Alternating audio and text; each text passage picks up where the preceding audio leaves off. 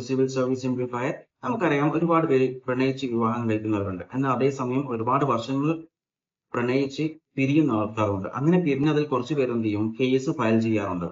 അങ്ങനെ ഈ case file ചെയ്ത് കഴിഞ്ഞാലുള്ള ഭവിഷ്യത്തുകൾ, കോൺസിക്വൻസസ് എന്താണ്, ഇതിനെന്താണ് സുപ്രീം കോടതി പറഞ്ഞതാണ് ഇന്നത്തെ വീഡിയോയിൽ നമ്മൾ ഡിസ്കസ് ചെയ്തത്. മുഴുവനായിട്ട് വീഡിയോ കാണാൻ ശ്രമിക്കുക. ഓക്കെ, വീഡിയോയിലേക്ക് പോവാം. ഒരു കേസ് ഉണ്ടായിരുന്നു ഡൽഹിയിൽ. ഇതേപോലെ പ്രണയിച്ചിട്ട് പിരിഞ്ഞതിന് ശേഷം കേസ് കൊടുത്തിട്ടുണ്ടായിരുന്നു.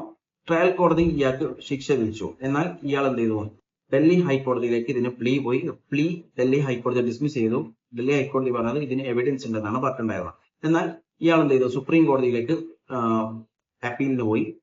സുപ്രീം കോടതി പറഞ്ഞ കാര്യം എന്ന് പറയുന്നത്, സുപ്രീം കോടതി എന്ത് ചെയ്തു, ഈ കേസ് ക്വാഷ് ചെയ്തു. സുപ്രീം കോടതി പറഞ്ഞു ജസ്റ്റ് ഒരു ബ്രേക്കപ്പ് ആയി എന്ന ഒറ്റ ഒരു കാരണം പറഞ്ഞിട്ട് ഒരു കാരണവശാലും ഒരു കേസും എടുക്കാനുള്ള കാര്യമില്ല. കാരണം എന്ന് പറയുന്നത് ഇവര് ഇത്ര വർഷം പ്രണയിച്ചിട്ടുണ്ടായിരുന്നു, അവർ സെക്ഷൽ റിലേഷൻഷിപ്പിലൊക്കെ ഏർപ്പെട്ടിട്ടുണ്ടായിരുന്നു. എന്നാൽ സുപ്രീം കോടതി പറഞ്ഞുള്ളത് ഇത്രയും വർഷം അവരെ കൺസെന്റ് ഇല്ലാതെ ഒരു കാരണവശാലും ഇങ്ങനെ റിലേഷൻഷിപ്പ് മുന്നോട്ട് പോകാൻ പറ്റില്ല. അതുകൊണ്ട് തന്നെ ഇതൊരു ഫേക്ക് കേസാണെന്നാണ് സുപ്രീം കോടതി പറഞ്ഞ ആ കേസ് മൊത്തത്തിൽ തള്ളിക്കളഞ്ഞു. എന്നാൽ അതേസമയം സുപ്രീം കോടതി പറഞ്ഞ ഒരു കാര്യമുണ്ട്, ഈ കുട്ടിക്ക് 18 വയസ്സിൽ താഴെയാണെങ്കിൽ, അതിപ്പം കൺസെന്റോട് കൂടിയാണെങ്കിലും ശരി, എന്താണ് ഇത് പോക്സോ കേസിൽ ഉൾപ്പെടുന്നതാണെന്നാണ് സുപ്രീം കോടതി പറഞ്ഞിട്ടുള്ളത്. അതായത് 18 വയസ്സിൽ താഴെയാണെങ്കിൽ, അതിന് മുകളിലാണെങ്കിൽ ഓക്കെ, ബ്രേക്കപ്പ് ആയി കഴിഞ്ഞാൽ വെറും ബ്രേക്കപ്പ് ആയി എന്ന ഒറ്റൊരു കാരണം വെച്ചിട്ട് ഒരിക്കലും IPC 376 അല്ലെങ്കിൽ 506 ഒന്നും എടുക്കാൻ പറ്റില്ല, ചാർജ് ചെയ്യാൻ പറ്റില്ല എന്നാണ് സുപ്രീം കോടതി പറഞ്ഞിട്ടുള്ളത്. ഓക്കെ, വീഡിയോ ഇഷ്ടപ്പെട്ടാൽ ലൈക്ക് ചെയ്യുക, ഇൻഫോർമേറ്റീവായ മറ്റുള്ളവരിലേക്ക് ഷെയർ ചെയ്യാൻ ശ്രമിക്കുക. Okay, thanks for watching.